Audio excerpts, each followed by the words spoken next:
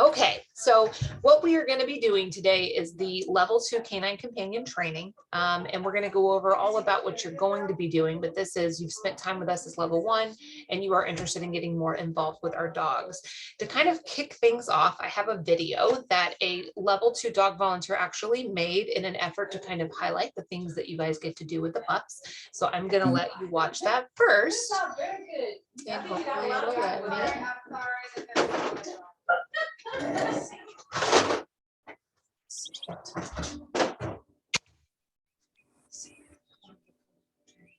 Oh, cute. Perfect. Sorry, I'm sorry.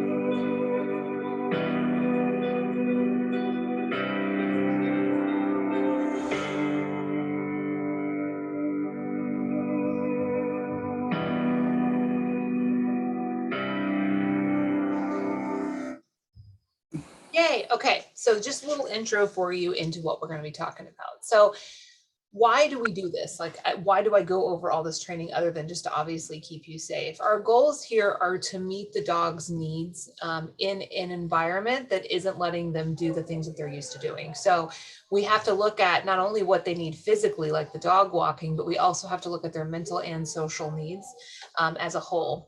There's a concept in animal welfare that talks about the 5 freedoms. It talks about all animals and what we want to be able to give them.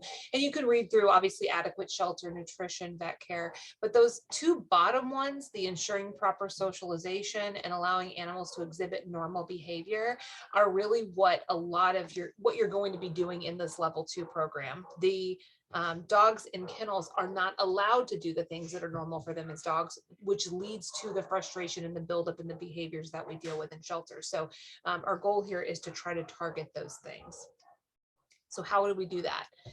The level 2 activities range from dog walking is the big one, and I think that's what most people go right to, but there's also options for individual playtime, play groups with other dogs, socialization with people, time to decompress, maybe taking them on field trips to get them in different environments, different forms of enrichment, even bathing, keeping them clean, and ultimately our goals are to get them adopted or placed outside of the shelter.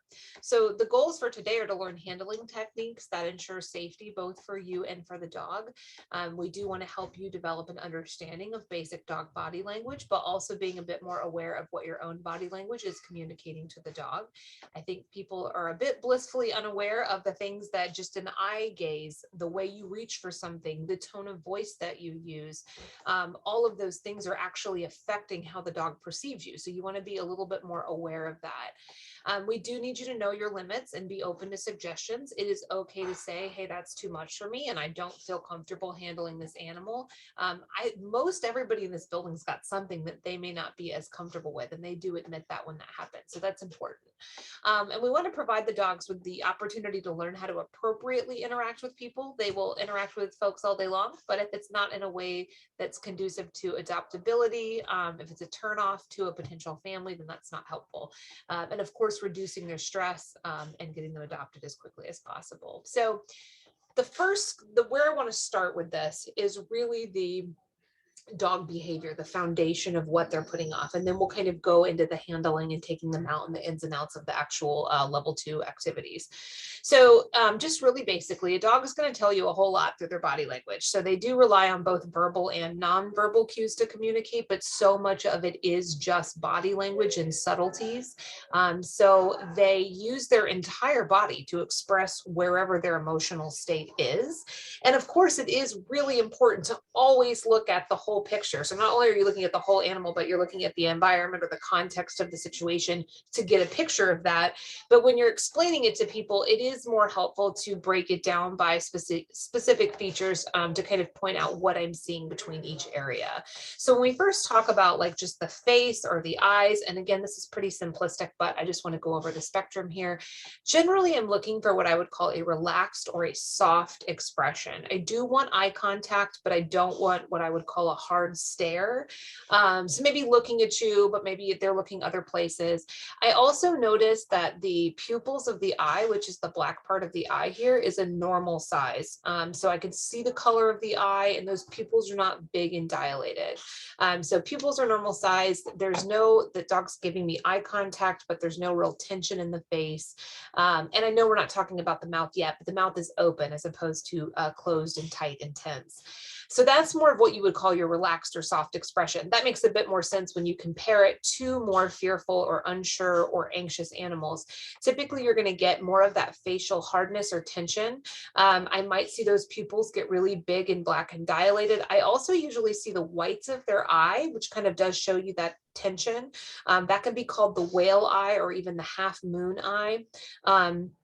So cutting their eyes at you, again, we're not talking about the mouth, but the closed mouth does give that harder face than say an open mouth does. This point up here about the squinty eyes, this is just saying, hey, if you're really stressed out about something, are you gonna, this dog's laying down, lay down and close your eyes? No, probably not. You're going to like hold everything in tight and be really hypervigilant, and you're really looking around if you're uncomfortable. So we can surmise here that the dog's plopped on his side, his eyes, tongue's hanging out, eyes are squinty closed. This dog's comfortable and not stressed out about his surroundings. When we talk about the mouth, they do use their mouth for so many cues. And generally what I'm looking for is an open mouth that even maybe giving a soft pant, that is fine. What we do look for in stress though would be excessive panting when they have not just exercised. So I took my dog to the vet this morning when she knew we were pulling into the parking lot. She knew where we were. What did she start doing? Right? And that's not because she's just gone for a run. That is out of anxiety. So a soft pant is fine, but when it gets excessive, that can be stress. So when you do deal with a more closed or tense mouth, generally it does give that harder look, but check out this dog. I do see the whites of his eyes. He has generally that tension between his brow. It is a more wary or uncomfortable look. They can also use their mouth for some stress signals. So we talked about the excessive panting, but also yawning when they're not tired. So if you ever see them yawn, it usually has kind of a whine with it, like my dog does that when the cat gets too close. He doesn't want to be swatted by her. But the stress yawn is a stress signal. They can lip lick. Cats do this as well. This is not when they've just eaten. This is usually paired with other uncomfortable behaviors, but they're flicking their tongue out and up. And this is not about mouth, but I threw in the paw raise. That's another really classic stress signal. You'll actually see another picture of it here in a minute. But when this dog's ears are back, his mouth is closed, whites of his eyes, he's real tucked in tight, and that one paw is coming up, and all of that together gives me a really uncomfortable animal. So when we talk about their ears, we are looking for relaxed and natural. That can be difficult to tell if people have done things like crop their ears or cosmetically alter them, but we are looking for a relaxed, natural position instead of, again, it makes more sense when you compare it, pulled back or flattened against the head, right? So that little Chihuahua we just saw, those ears were pulled all the way back. Same with this guy here. But what else do you see? Look at his pupils. Look at the whites of the eye. Look at the closed mouth. Look at the extremities pulled in tight. So that whole picture gives you an uncomfortable animal. When those ears are more alert, erect, forward, or super interested in whatever they're pointing towards, does mean the dog is alert, does mean the dog is focused on something. Doesn't necessarily mean bad or good, but what it does mean is that you as the volunteer need to be paying a little closer attention if you've got a dog that's really, really interested in something. Because you have to be a good friend, right? Like you don't know what's going to come next and you don't want the dog to get into trouble. So it's your job to keep the dog safe and be a bit more aware of what could come at the other end of that. So this dog up here, his name was Fozzie. He was in play groups for the very first time, definitely uncomfortable at first. He went into the yard, so that mouth is closed. Those pupils are getting a little big and those ears were really following all of those dogs as they surrounded him for the first time. What that tells me is there's sort of this build-in energy. And when you've got a build-in energy, it's got to pop off some which way or another, right? That energy's got to go somewhere. So we're looking for it either to break into play. So that's going to look like a play bow and the zoomies, and then they go zooming around the yard, right? It's a break in that tension, but it's in a playful way. But we've also seen dogs look exactly like this, where the energy breaks and it's actually a dog fight, right? So it doesn't, the ears being erect and forward doesn't mean bad or good. It just means that you need to be paying a little closer attention if that dog is becoming more heightened or focused on whatever it is. Now, we do talk a lot about the tail.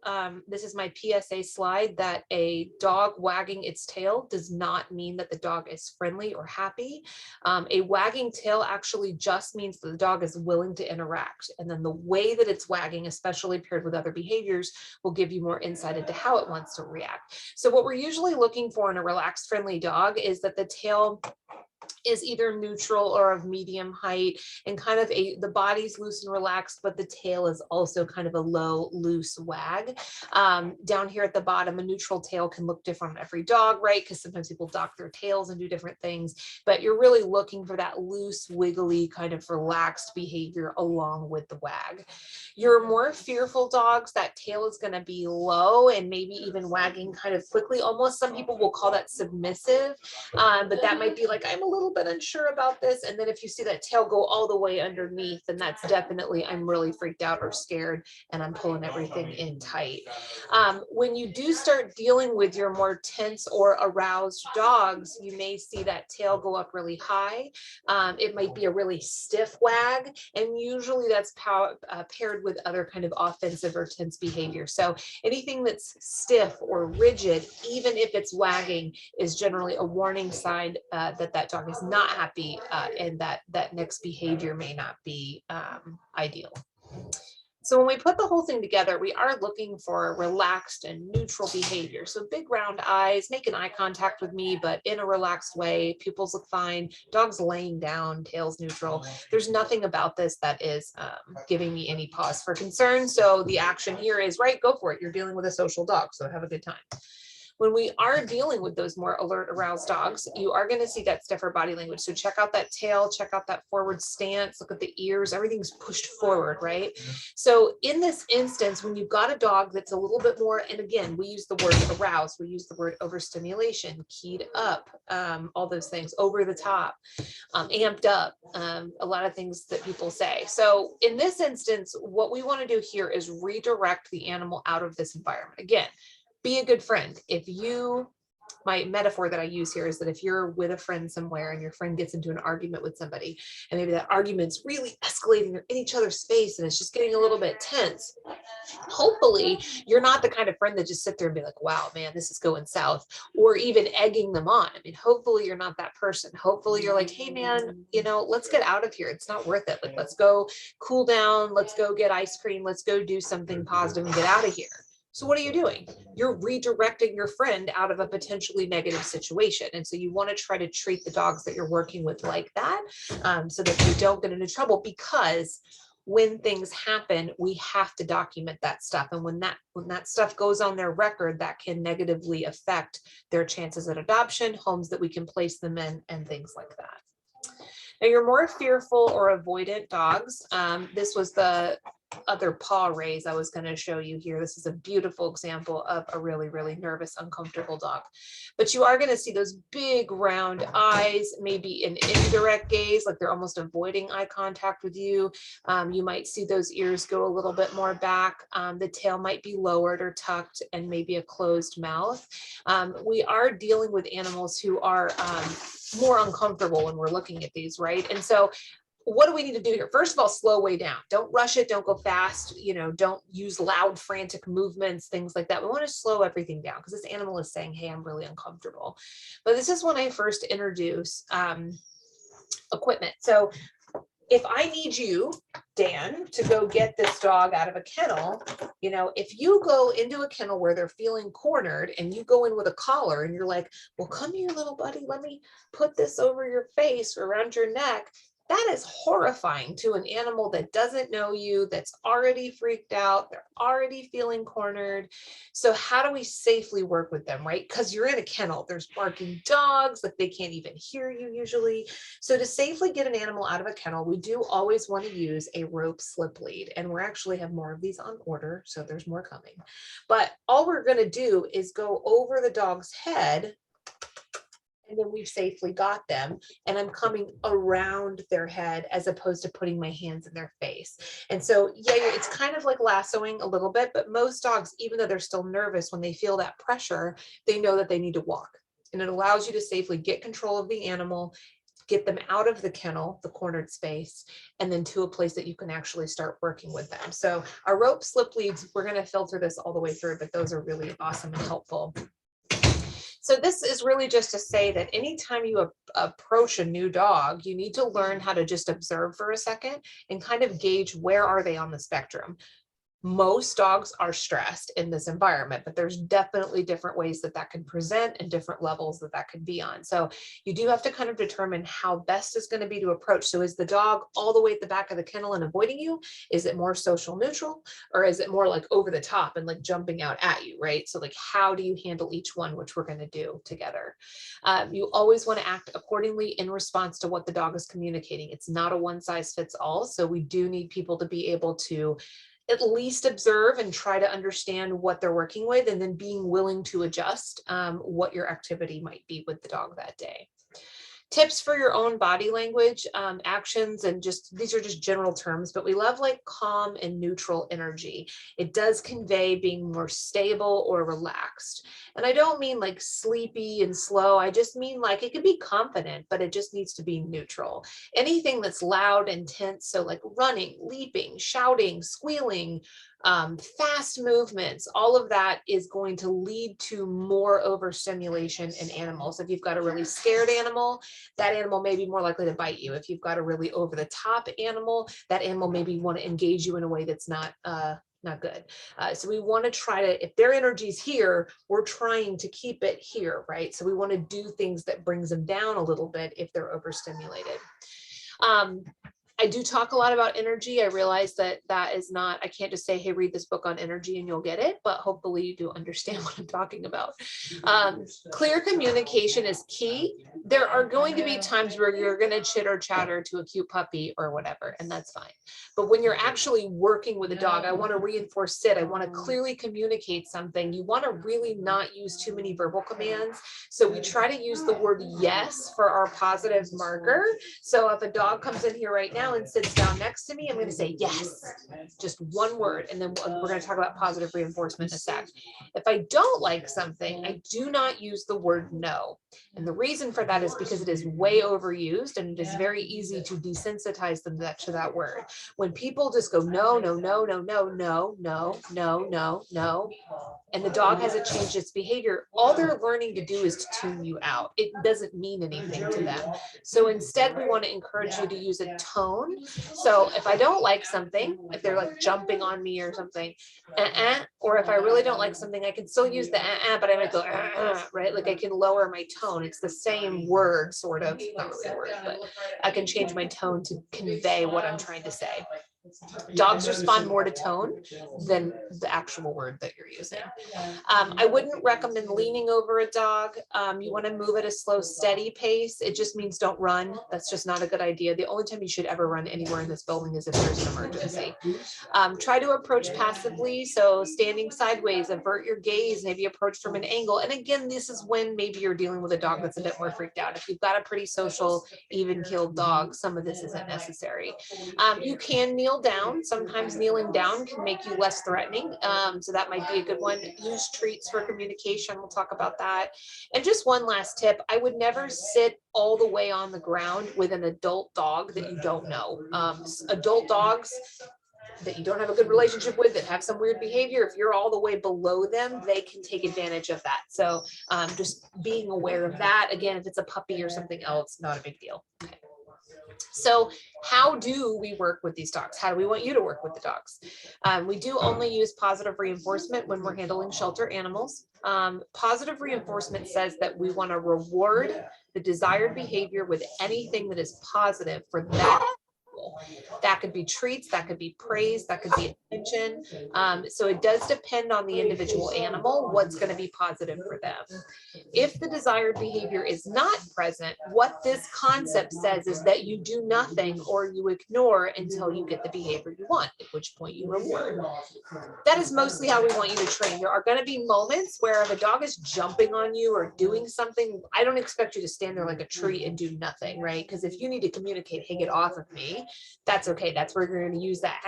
We're going to go over some other stuff. But for the most part, this is what we try to use. We do not punish animals ever. And the reason for this is, and the reason we do it this way is because you're working with all these animals that you don't know the background of, that you don't necessarily have the relationship with.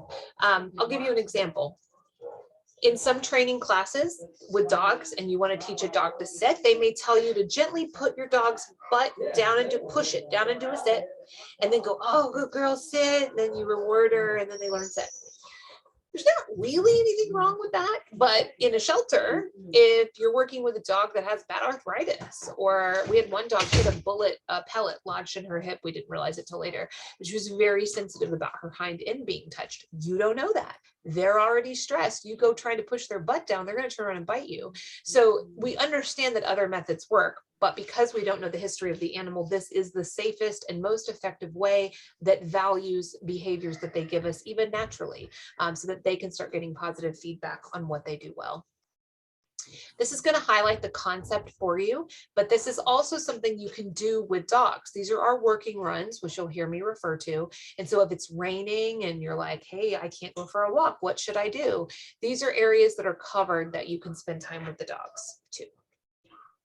Because the dog complains a desirable behavior, you immediately treat the dog. Notice if the treat comes to the dog low with an open palm. Notice how there aren't any sort of verbal commands or cue.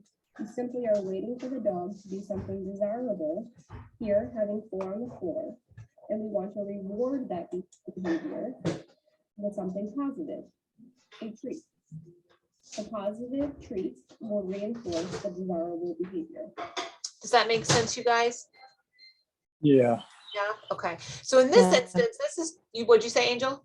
I said yes. Sorry. Okay, cool. Yeah, no, so this is just a jumpy puppy, right? Super common in the shelter. He's like, I don't know, 7 months old. And we're not doing anything fancy here. Let's just first work on not jumping up and actually making a connection with me before we even move on to fun tricks and things like that. So sometimes just providing these foundational things can be really helpful to the dogs and also fun for them to learn.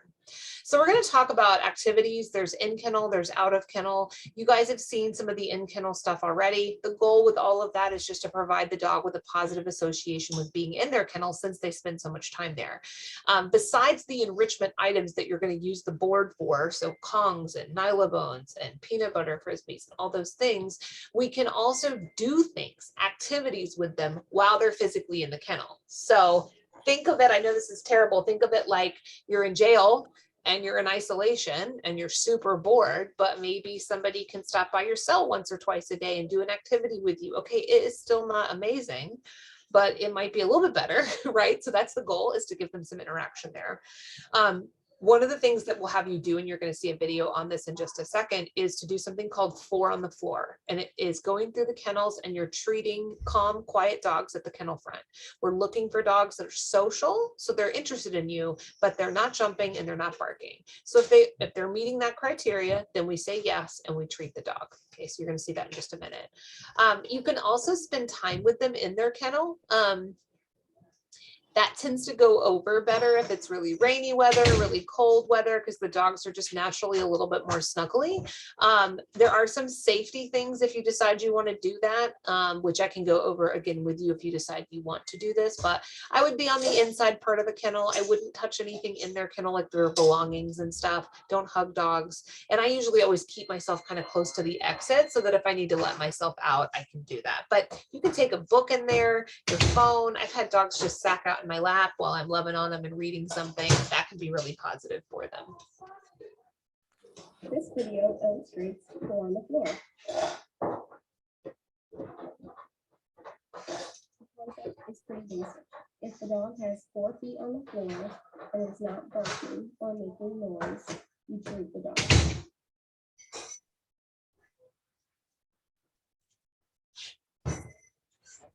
Timing is critical.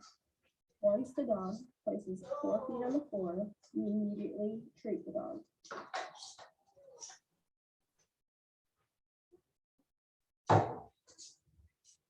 It is also important to always be holding your rope strictly. This will get the dogs used to you approaching the kennel with lead in hand. Does that make sense? And I was going to ask, are you guys, can you hear that okay? I just want to make sure you can hear it. If not, I want to try a different sound feature.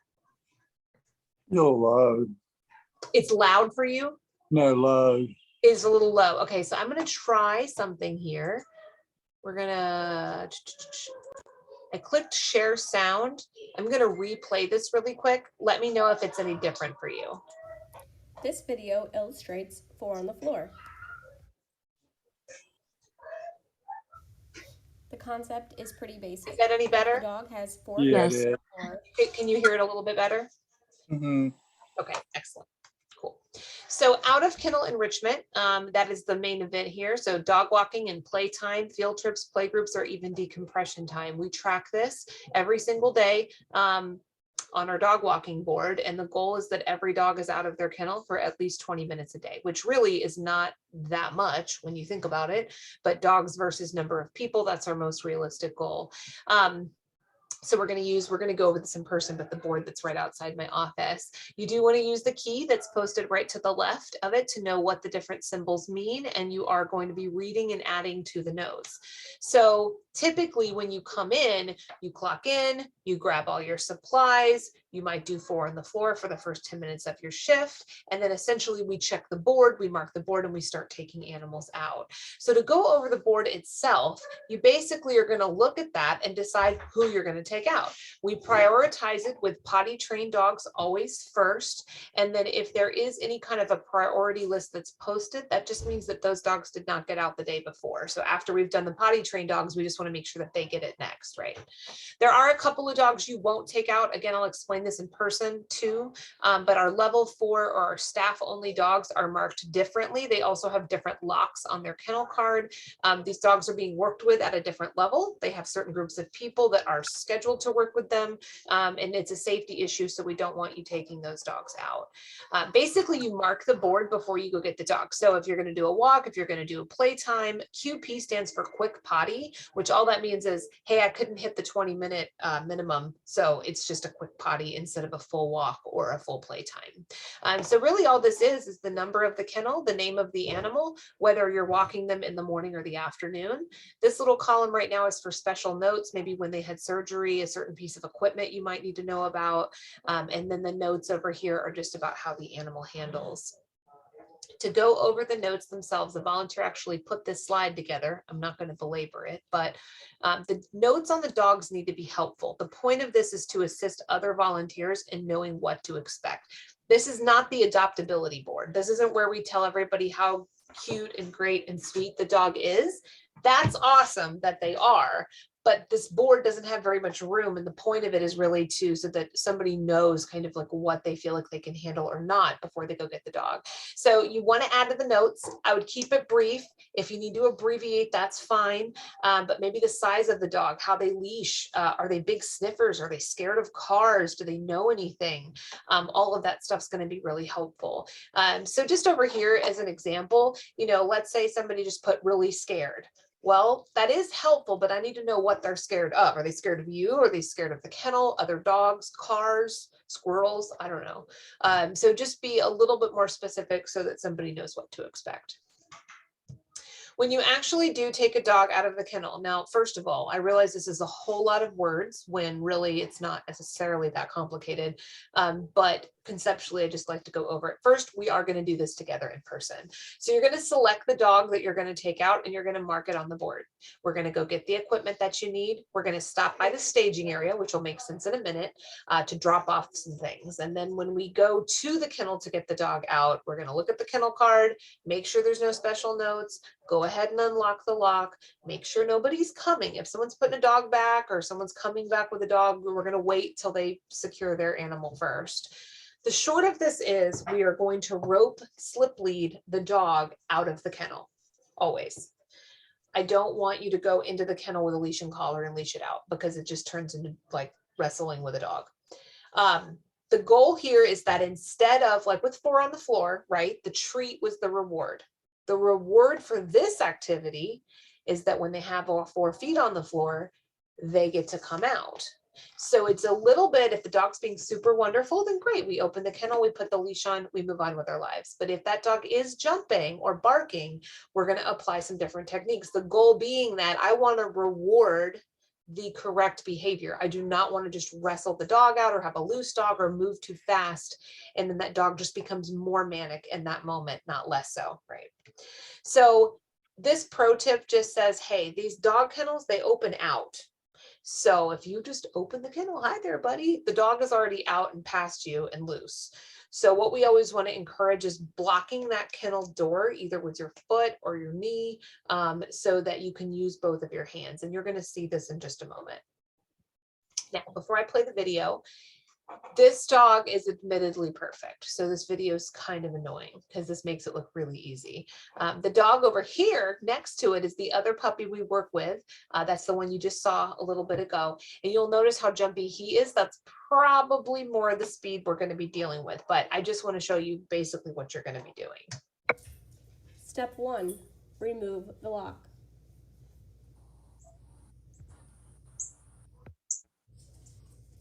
Step 2, wait until the dog has 4 on the floor.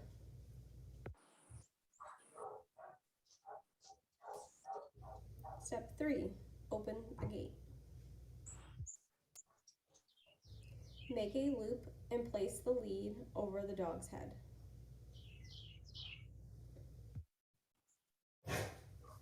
Step 5, remove the dog.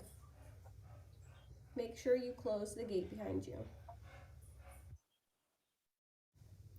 Walk through the kennels on a short, controlled leash, always keeping the dog in between you and the other dogs. Does that look good? And that positioning is really because if you've got a dog that wants to fence fight with other dogs as you walk down, we don't want you to be in the middle of that. So we take the dog out of the kennel on the rope slip lead.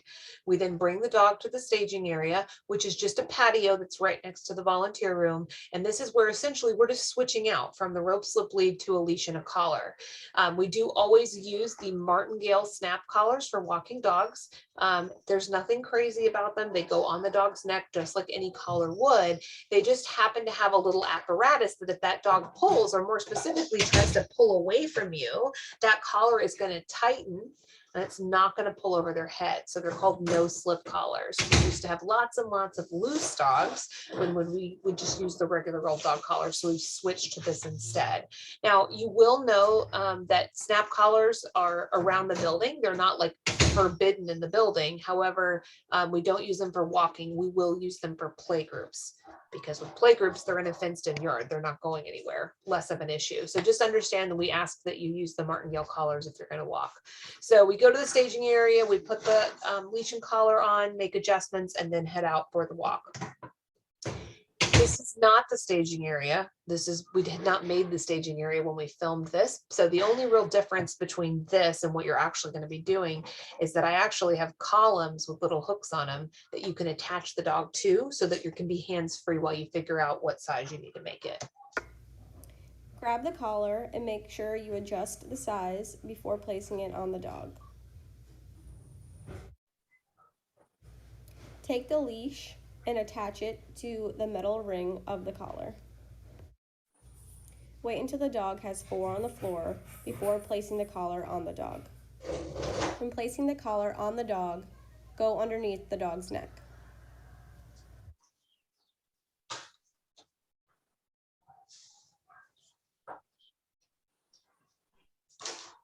Always make sure to check the fit of the collar. Remove the slip lead and you're all set to go.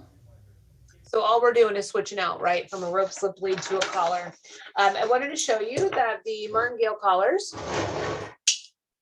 they look like this. And it's like I said, it's just a dog collar. It's just that this little apparatus is the tightening feature. And we'll go over how to loosen, how to tighten, and how to adjust that. What's too tight, what's too loose. Generally, that stuff is easier to show you in person.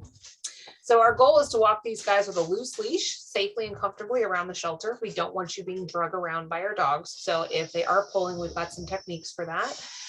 The techniques are something that not every dog's going to pick up immediately. Some get it really quickly, others don't. It does take patience. It does take consistency. And it really does, you're trying to work the dog both mentally and physically. And I'm going to show you what this looks like, and then I'm going to explain it a little bit more. But you do need to know your strength, like both what you can physically handle and, if there's any level of frustration that you might have, you do need to know that, because some dogs may not get it quickly. I would always recommend having your hand through the handle of the leash, just if you have an absent-minded moment, and you drop it or the dog pulls out of your hand. This just gives you a little bit of backup. As you're walking, if the dog starts pulling away from you, you stop and change direction.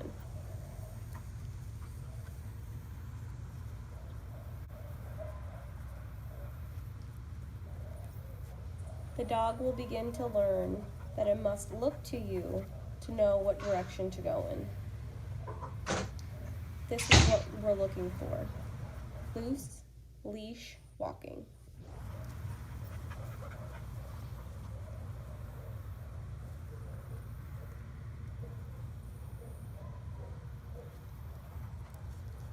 It may take 3, 5, or the whole 20 minutes, but eventually the dog will get it, and then you can continue on a walk. My metaphor here is that if you ever go exercise for just 20 minutes, and that's all you do, are you worn out after that? Most people are not. Usually if you work out for 20 minutes, jamming out, whatever, and then you're done, your heart rate's up, your blood's circulating, usually you're more alert. You're usually more amped up. So doing 20 minutes of just being drugged behind a dog and then sticking them back in a kennel, they're usually more amped up after that, not less. But where the exhaustion comes from is when you pair both the physical and the mental together. And so when we work on things like leash manners or eye contact or teaching sit or whatever, we're doing activities paired with the physical, and those two things together are more helpful and beneficial to the dog. Also teaching them a skill that is appealing to a lot of adopters. If I want to go on a nice walk in the neighborhood and my dog is loose leash, that's more pleasurable, right? Than just like a crazy dog. You can go anywhere around the shelter property. You can go, we're physically in Tom Brown Park, so you're more than welcome to go anywhere in the park. The only two off limit places are the dog park and the baseball field. So please just avoid those two. Please always pick up after the dogs. We have plenty of poop bags for you to use. And just pay attention to what's happening around you, roots, tree limbs, ant piles, there's all kinds of things. This is also my PSA on your cell phone. I'm perfectly fine with you having your phone on you. As a matter of fact, I almost prefer it so that you have a way to contact us if you need to, but please don't be on the phone to the exclusion of everything else. I have seen a volunteer trip because she was on her phone, dropped the leash, it was a hound, he like, bow, took off into the woods. It was a nightmare. So just pay attention and not so focused on your phone. If you want to take a picture of the dog or a cute video or whatever, just stop walking so that you can then focus on that. You've heard of distracted driving. This is distracted dog walking. Okay. The basic route in the park, we're going to go over together in person, but basically we're where the star is here, and you usually come out the side door. People kind of hang around the side yard here. They might hang a left. There's trails. You can cross the street. These are not the only two water stations, but I would pay attention when you do see water stations, because as we come into hotter months, you're going to want to know where you can stop both for yourself and for the dog. How long should you walk? At least 20 minutes. That's what constitutes a walk. So if it's less than that, then it's going to be a QP or a quick potty. If the dog is pulling, we're going to teach you first that exercise, which is really you pull, I'm going to back up. And then as soon as I get slack on the leash, I keep walking. You pull again, I'm going to back up. In other words, we're not going to go forward until you stop. Okay. But there are some pieces of equipment that we can put into play if the behavior is just really severe. I have easy walk harnesses and some other stuff that we can teach you about. I also, if I've got a dog that's really jumping up or is more like jumping at me or getting any kind of like that, I number one am going to stop walking. Not going to continue. Like, I'm not going to even reward that, right? Because it's rude. And a lot of times it comes out of boredom or frustration. And in that moment, you're more interesting than whatever it is that you're doing, the walk, but it's not appropriate. So I would stop walking. And again, with the positive reinforcement, if they give you what they want, be ready to praise that. Yes, good boy, right? Like, give them feedback if they do give you what you want. But if that dog is jumping on you or being more, overstimulated in their behavior, I normally am going to shorten my leash way up so that they do not have slack. I might pair that with an at. I thought this was so brilliant. I saw a girl once and dog was being rude. She shortened up her leash and she just walked in really tight concentric circles like this, slowly, just in a circle. Dog's like, why are we walking in circles? But he stopped jumping. And the second that he stopped jumping, she would continue to walk forward. Did this like 2 or 3 times and the behavior completely stopped. So it sounds silly, but you're almost like they're bored. So you almost have to like psych them out, because then they're like, wait, what are we doing? This is new. This is different. And that can actually interrupt some of the behavior that you can deal with. Ultimately, if it is too much for you to handle and you're just like, this is way above what I know and can deal with, we need to know about that stuff. And that's what those behavior logs are for. These are often dogs that are destined for not RTF, it's for cats, for level 4 or staff only. And then just as a reminder, please pick up after the dogs while you're out. If the dog goes early in the walk and you're like, I don't want to carry this bag the whole time, I'm okay if you leave the bag, but just grab it on your way back. Don't just like leave it in the park. Okay. This slide just says, hey, things happen. You're in the park with the dog, right? There may be something that happens with you or the dog or something else entirely. Whatever the issue, please make note of our phone number. That number, you'll get, when you dial it, you're going to get a recording, but when you press 0, it's going to take you straight to the front desk. And if you're in the park and you're like, hey, somebody just dumped a dog in the park, or I've got, I don't know, a wild animal that won't leave me alone. I don't know what it would be. But we can come help you if we need to. So I would just recommend making note of that phone number. Playtime. We're switching gears. That was all about dog walking. So now we're going to switch gears into, I don't want to go on a walk. I want to do some playtime into the yard. The goal here is to reduce stress and improve behavioral and physical wellness for them, but appropriate play is what we're trying to emphasize. We do want you to use the smaller of the 2 yards, make sure nobody's out there. I would stay out 20 minutes, but long enough for the dog to settle. Of course, use judgment about heat or weather or any of those things.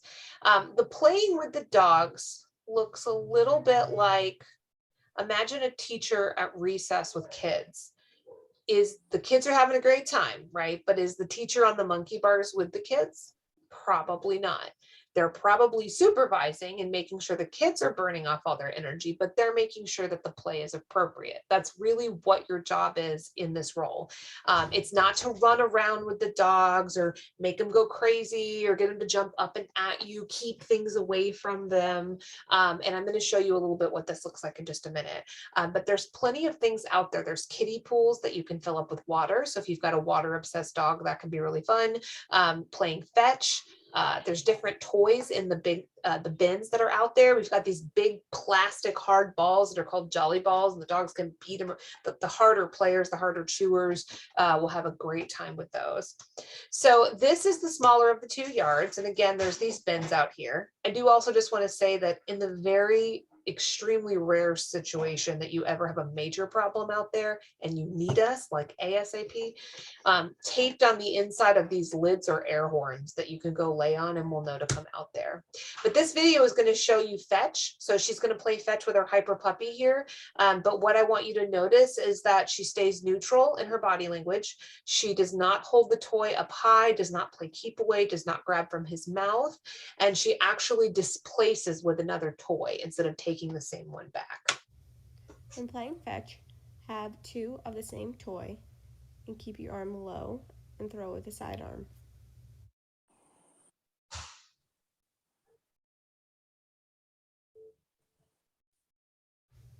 When the dog brings the other ball back, wait until he drops it and then immediately throw the other ball.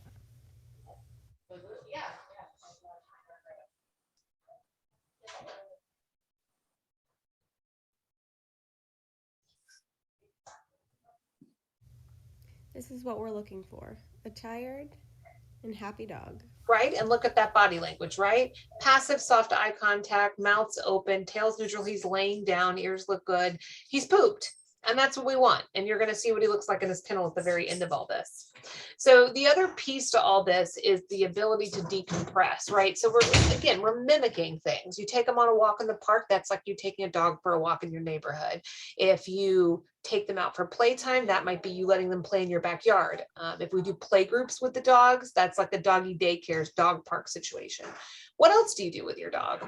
Hopefully you hang out with your dog in the living room, and if you're watching something on TV and the dog's just hanging out next to you doing their own thing, that piece is actually really important. It's bonding to the human, it's decompressing. It doesn't need to be active all the time. And so admittedly, we don't have great options for this. This is a really stressful place for the dogs to be. They're constantly in this overstimulatable state, and they lose the ability to just settle. How can you, right? Have you been in there? If I had to stay in those kennels all day, every day for months on end, I would be crazy. So it is really important to try to give them the opportunity to do this. You may want to get a little creative with maybe finding a spot in the park. Maybe this would be a good opportunity on a field trip.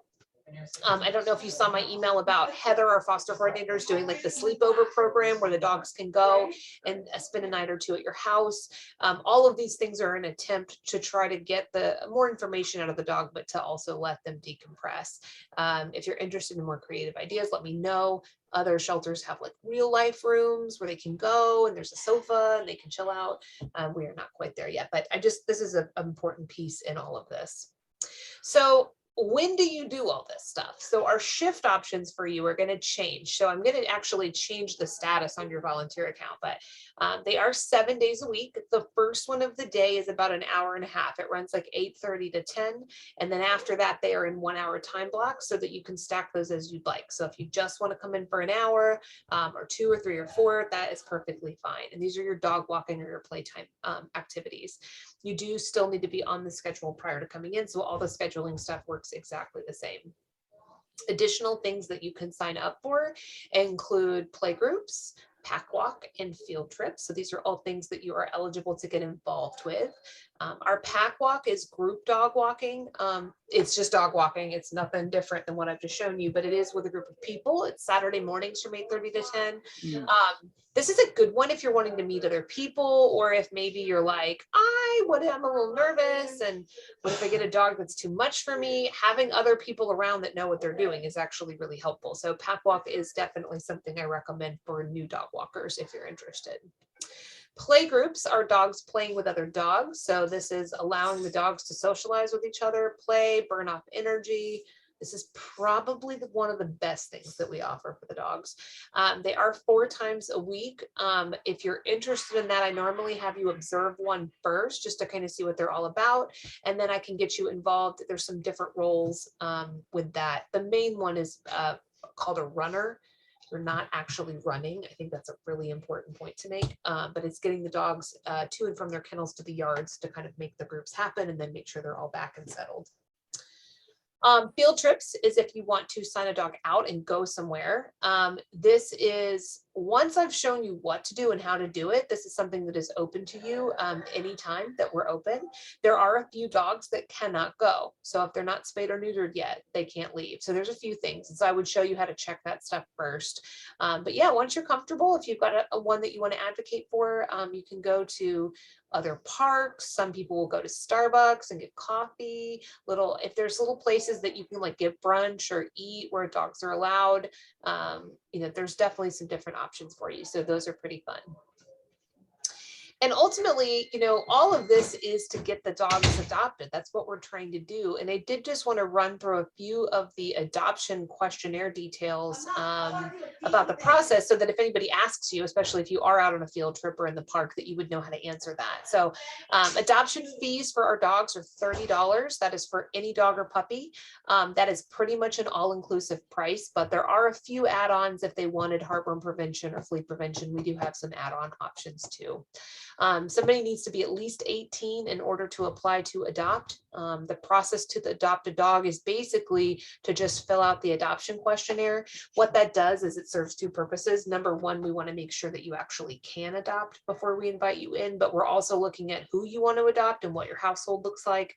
Because if you've got your heart set on a dog that is aggressive to cats and you have 3 cats, that's not going to be a match. So it is helping us, hone in on what they're looking for and make it more of a matchmaking session. The dog is available to go home the same day as long as the spay neuter surgery has been done. So the only time we hold or don't let an animal go home is if that spay neuter surgery still needs to be done, in which case it's an adoption pending. You can, as the volunteer, actually look up information on the animals using our computer system. I can show you when you're in. It's the same computer that you clock in and out at. You can log into your it's a volunteer login, but it logs into our shelter software. So you can read about the dog, see what their deal is, check these different things before they go on a field trip, and I can show you how to do that. We do usually direct people to the website. Our animals are viewed online. They're updated every hour, so it's very accurate. People can submit their application that way or in person, and we do these appointments 7 days a week. Any questions about any of that? Oh, no, you did a good job. Cool. No, thank you. Okay. last couple of slides. So what are the next steps after today? We are going to choose a time for you to come in to apply this in person, because much of this is just conceptual at this point, and I totally get that. So we can either do that today, or you can email me. I'm good with either.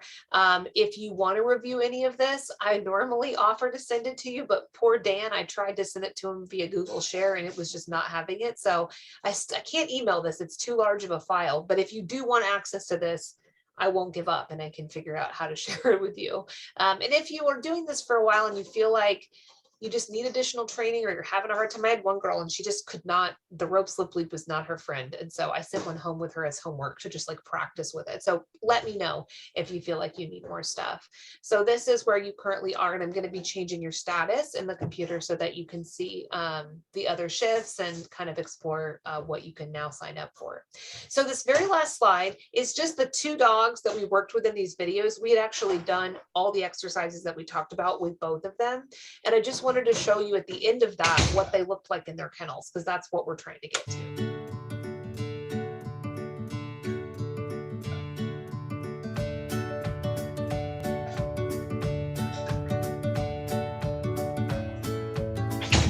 Cool, and that is it. So I am going to go ahead and conclude my recording up here. We're done with that